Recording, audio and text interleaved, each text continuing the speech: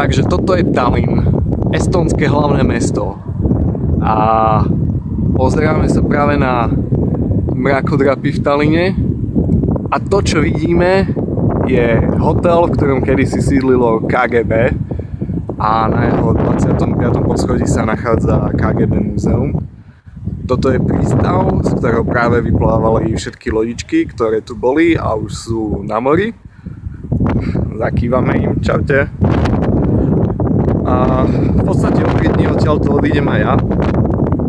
Tu sa nachádza múzeum námorníctva a väznic. A dnešok som teda prežil v tomto hlavnom meste. Tu vidíme niekoľko vežičiek z hlavného mesta Tallinn. Takže dnes som prežil v Tallinne veľmi pekné chvíle.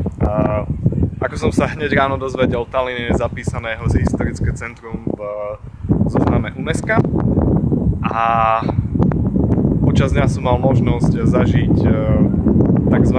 Free tours, teda zadarmo prišiel sprievodca a ukázal celej skupine asi 50 ľudí celé mesto a bol som úplne unesený z toho, čo všetko mi povedal a jednoznačne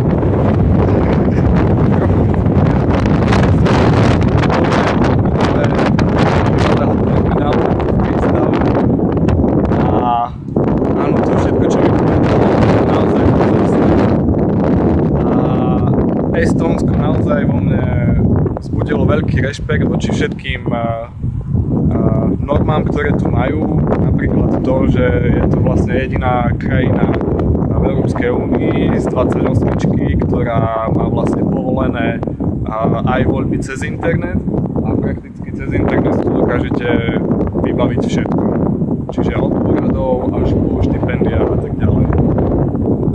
Takže toto je Tallinn, hlavné mesto Estónska.